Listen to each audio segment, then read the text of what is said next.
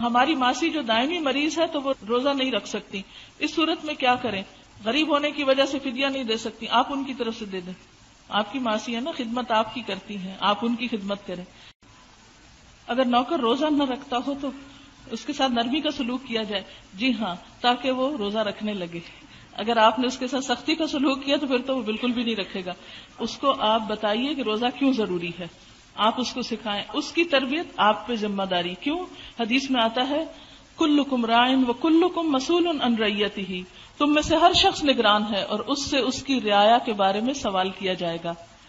عورت اپنے گھر کی نگران ہے، ہاں، اس سے اس کی رعایا کے بارے میں پوچھا جائے گا. نوکر جو ہے وہ گھر میں ہی شامل ہے نا، بچوں جیسے ہی ہوتے ہیں، تو ان کے بارے میں بھی آپ سے پوچھ ہوگی، ان کو بھی دین سیکھنے سکھانے کے لیے کوئی موقع